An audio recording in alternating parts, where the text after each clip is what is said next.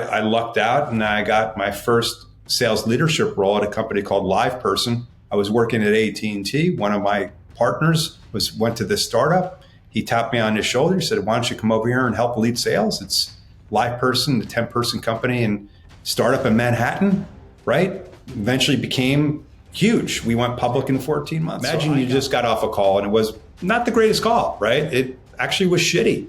And you want to blow off some steam. And sometimes when you work remote, well, who are you going to blow off steam to? Your dog? I mean, you could, but your dog's not a really good communicator. How, as a seller, can I take advantage of AI? There's so many tools and so many things. Break it down for me in the basics. Part of what we're going to do out of this hub, this selling community, is education, man. Like, I want to bring in experts, whether via Zoom or in person, at this case, to educate our members on here's the 5 things and the 5 tools I use, and here's what they actually do, and here's how you can actually use them.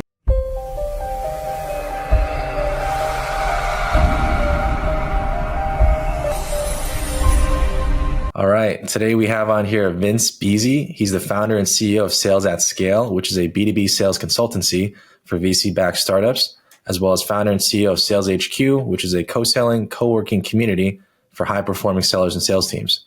Vince has 25 years of experience in senior sales leadership positions at companies like Meta and Sugar CRM, as well as scaling 4 companies to successful exit.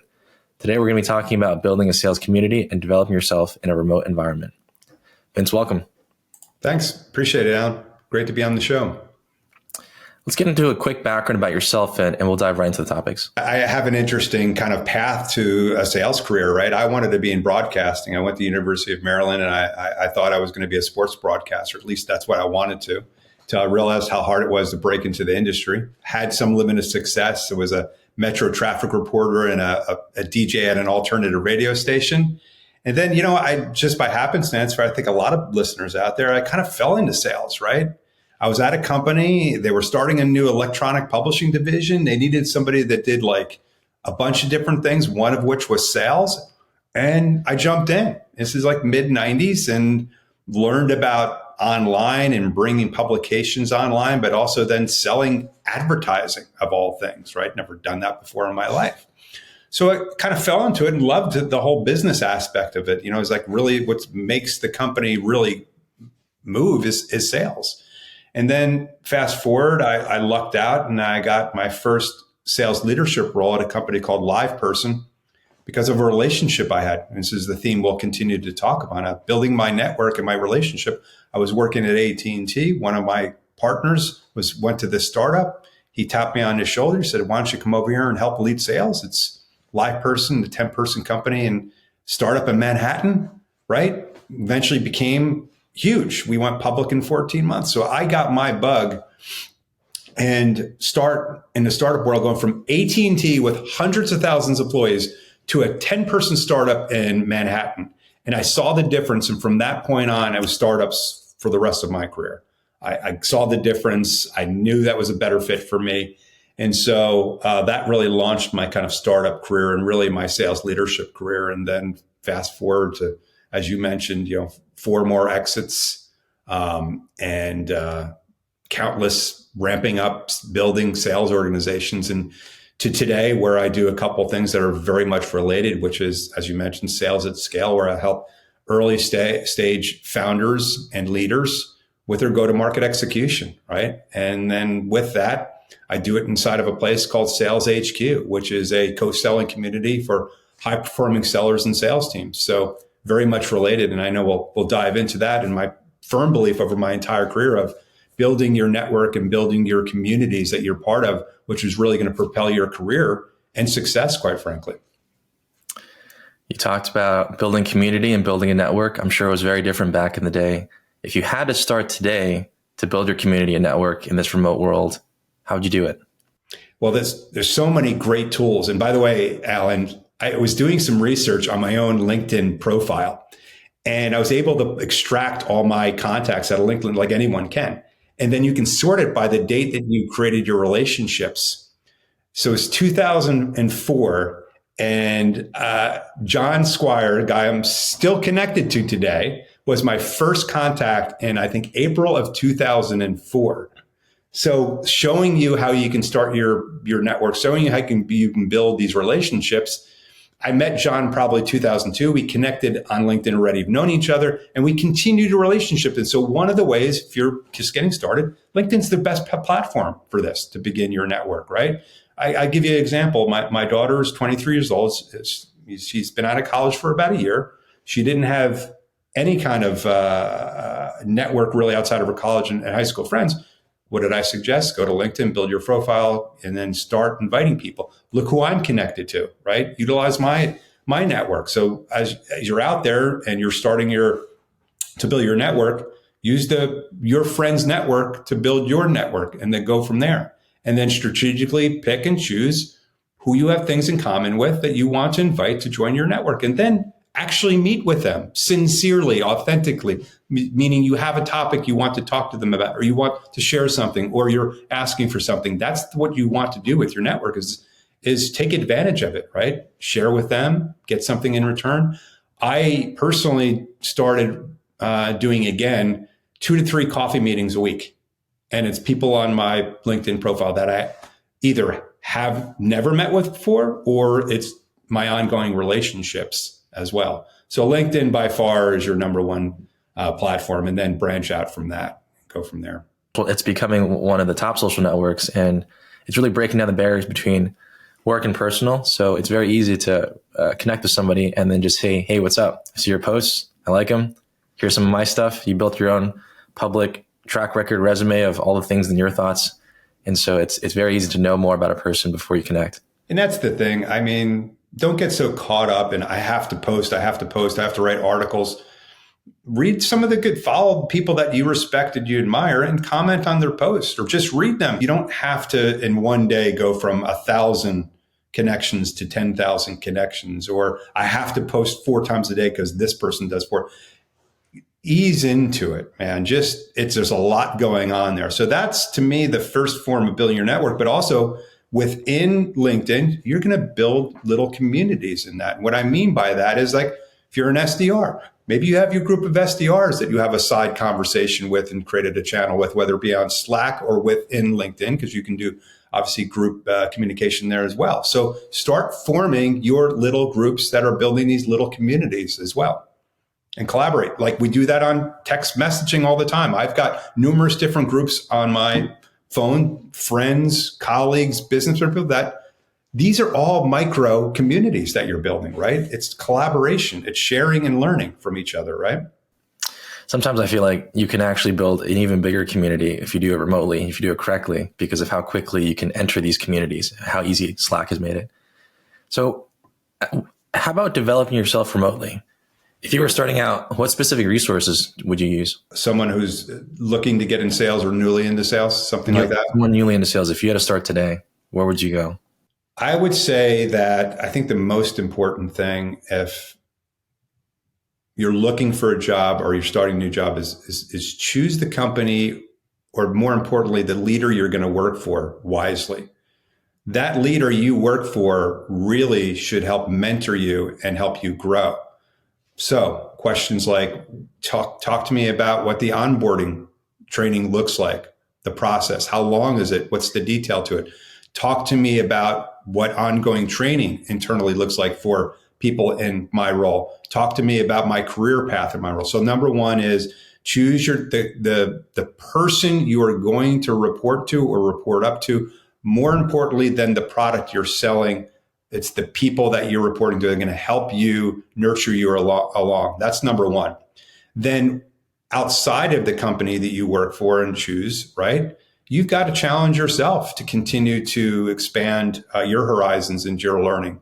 So we mentioned it, and I'll mention it again. LinkedIn is a great way to do that. If you're an SDR, follow other SDRs that you respect, or people that write about SDRs or BDRs or inside sales or account executives. Follow that and learn with the different sources of education, whether it be white papers or webinars or podcasts like this that people are following, and dedicate a portion of your week every week to continue with personal and professional development.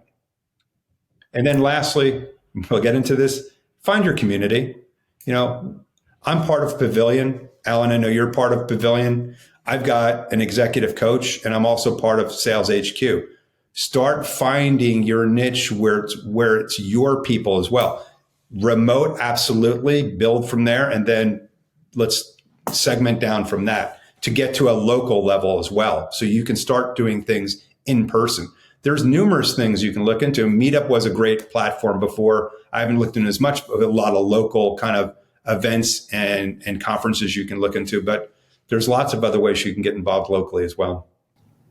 Some new people may not know the benefit of meeting up in person and building community in person. Maybe they haven't been around long enough in their working career to do so. You have an interesting take, which is that sellers in a hybrid environment will outperform sellers who are 100% remote or 100% in office. Can you tell me a little bit more about that? Yeah, and it's not just my belief, it's a fact. Matter of fact, a friend yesterday shared with me a study that came out from, I think HubSpot puts out a weekly email. And one of the statistics they said was hybrid sellers were 28% more likely to meet their sales goals than both 100% remote employees or 100% in office. And isn't that interesting, right? So you're 28% more likely to hit your goals if you're in a hybrid. And what is a hybrid? It means some portion of your week you're in an environment, either your own office or a shared office with others like yourself, right? So I also know from personal experience of running sales organizations that my teams that were either in a hybrid or 100% in office, 100% of the time outperformed those that were 100% remote. So I know we're all in love with remote, and I'm not against it by any means, but I'm saying that you would be surprised if you have been 100% remote for a long period of time to be reminded what it was like to be in an environment with other people that do what you do. I think you'll find that you'll be re-energized. I think you'll find that your creativity levels will go up because your collaboration will go up. And just the feeling of actually sitting across from somebody and talking about something. For example, imagine you just got off a call and it was not the greatest call, right? It actually was shitty. And you want to blow off some steam. And sometimes when you work remote, well, who are you going to blow off steam to? Your dog? I mean, you could, but your dog's not a really good communicator. Imagine you go grab a cup of coffee with somebody in this hybrid environment and you end like, oh man, I just had a shitty call. It's mentally rewarding as well. And besides that, when you're in an environment where you're meeting other people face to face, lots of things come out.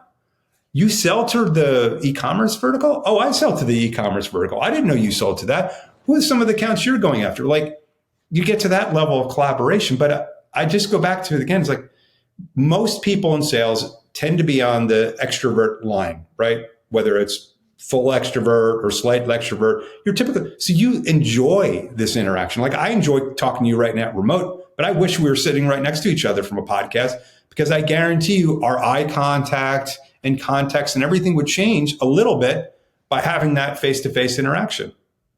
And those of you that are out there that started the sales role probably in the last 5 years ago, you probably have never been on site at a client meeting before. And I have to tell you, being on site in a conference room with all the players on the client side versus sporadic people on Zoom, distractions on, you've got their full attention for an hour or 90 minutes. There is, if you can get an on-site with a client versus Zoom, you better jump all over that. If that's part of your business, your mid-market and above, because for those of you that haven't done it, it's a huge difference. The relationship you build, the awareness and the actual dedication to that meeting, the focus of that meeting, it's a different level, right? Trade-offs as well. I mean, there's nothing to hide behind once you turn off Zoom. You can go back to your TV or whatever you're doing, but you have to be 100% aware. Well, like the client side, they're not looking at their phone while you're in the room. You're not looking at the phone when you're in the room. You're focused intently on that. And don't think you're not building that relationship a lot better while you're in that. And then when the meeting breaks, what are you going to do? So how do you think we did? You're seeing their eyes. You're looking into their eyes and asking these questions, which is different when you're on Zoom and you're like, yeah, it was a good meeting. And then they're ready off to the next thing or have to run to the bathroom, whatever it is. It's all these example elements I'm trying to say is, and again, I'm not against remote. Remote is here to stay. The tools we have are phenomenal, right? Like all that stuff's great. But when you have an opportunity to meet a person, whether it's on a personal level or a colleague or a peer or a mentor, you have the ability to meet this person in person, go for it. And especially client meetings, because the advantages far outweigh being remote. How do you maximize your time remotely if people who are hybrid outperform people who are 100% one or the other?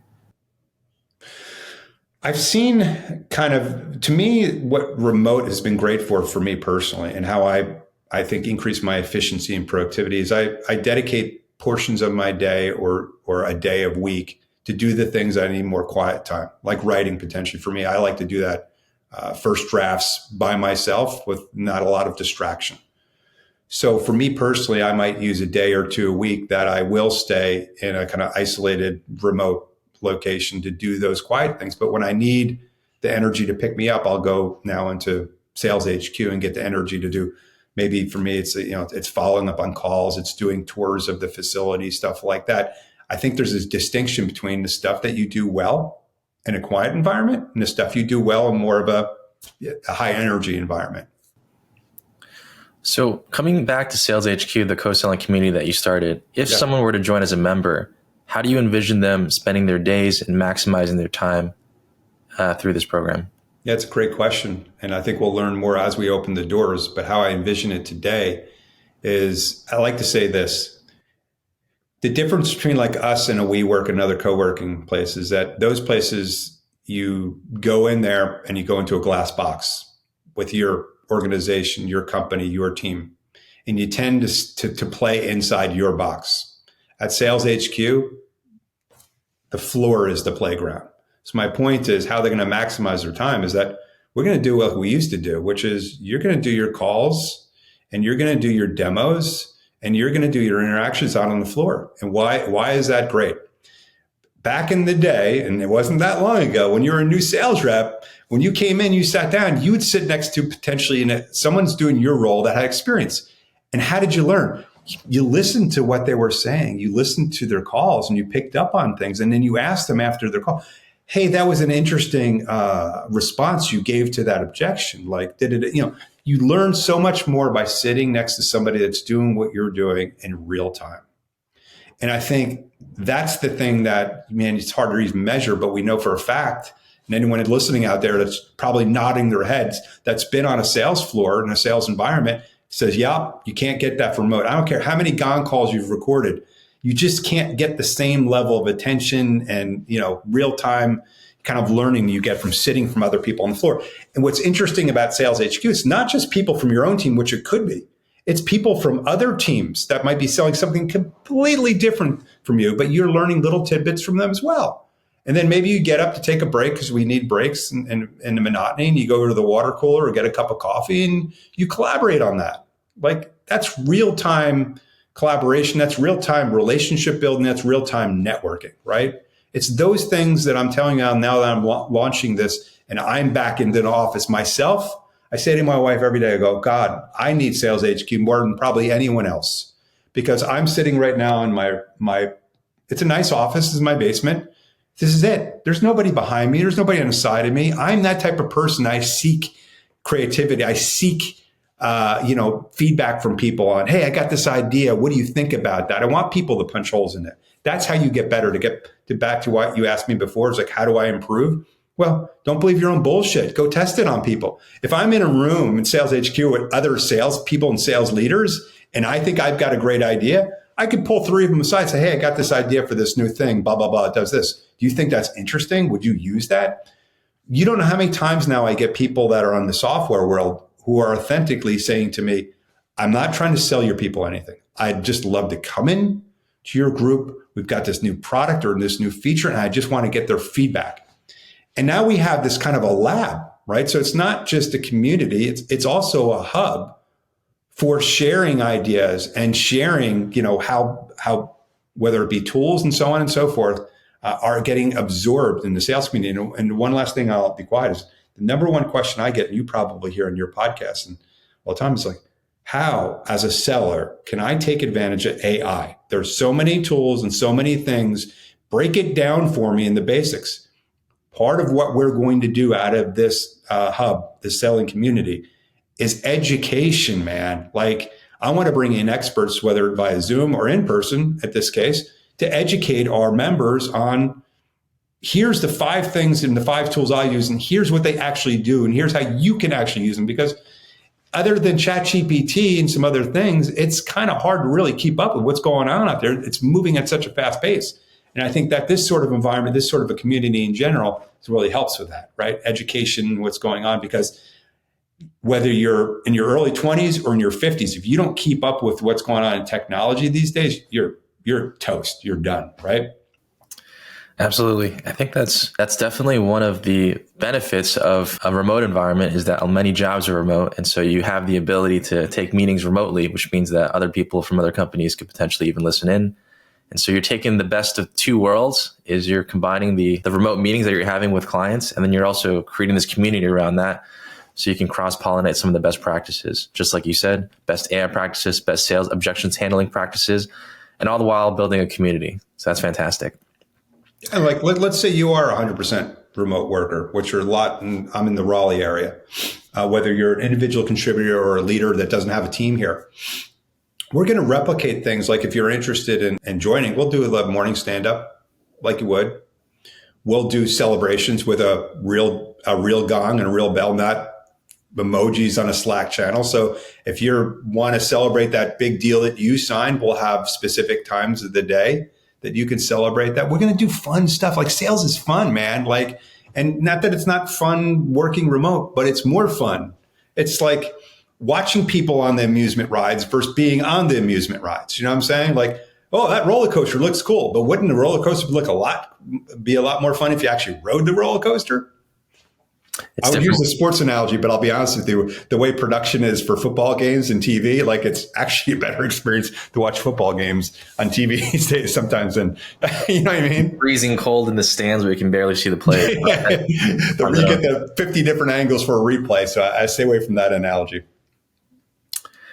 Are there people in your career that you'd like to give a shout out to? Oh my gosh. Oof. Well, he might not be listening, because interestingly enough, the gentleman that got me my start really in my career is Scott Cohen. He was at this company called 24/7 Media that was one of my partners when I was at AT&T. He's the gentleman that left 24/7 Media and went to LivePerson at a senior level position and said, "Hey, I think you would be a great sales leader here." I'm like, "Well, Scott, I've never really even run a sales organization." He goes, "Yeah, but I've worked with you. I see the characteristics and what you're about." He took a chance on me. I mean, like, I didn't know shit about sales leadership, right?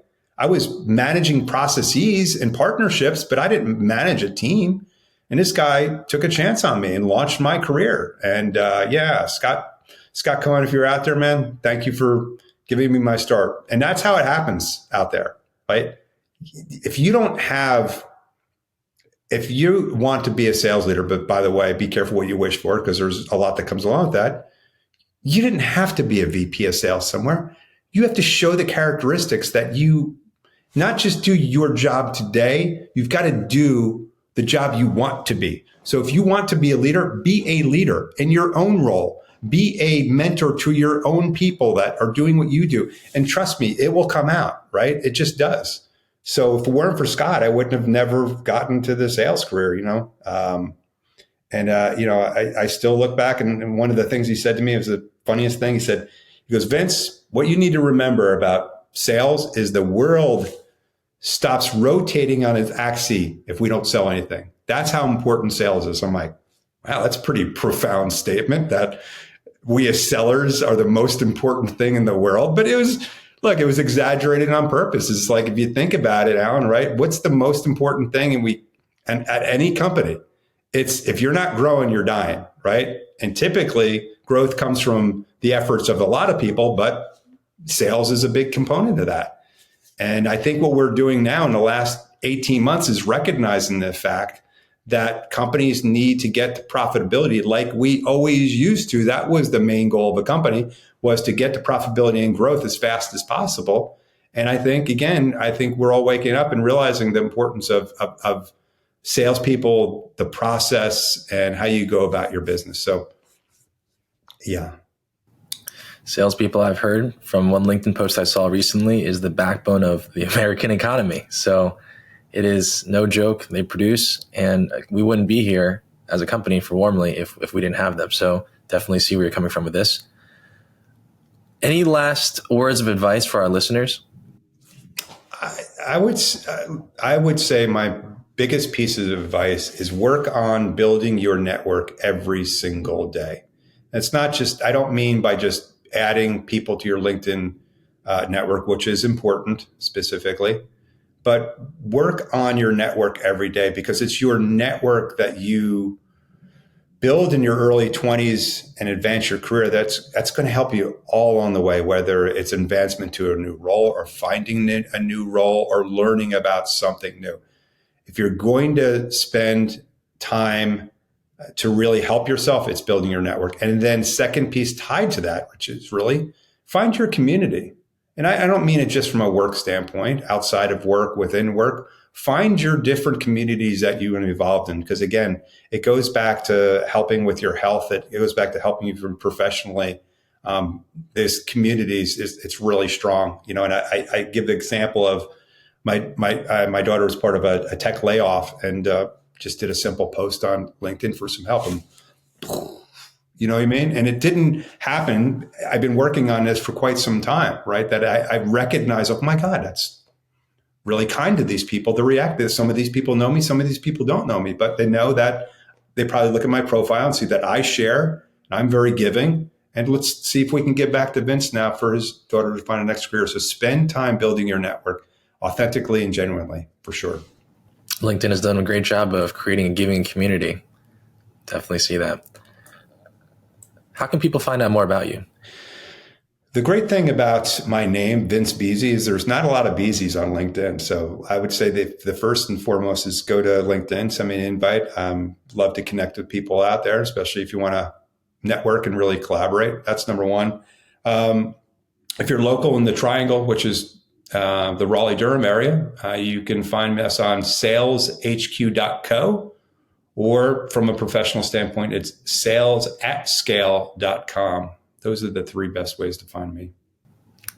Great, Vince. Well, it was great having you on here. Really appreciate you taking the time to talk to us about community and how to grow your sales network and up level.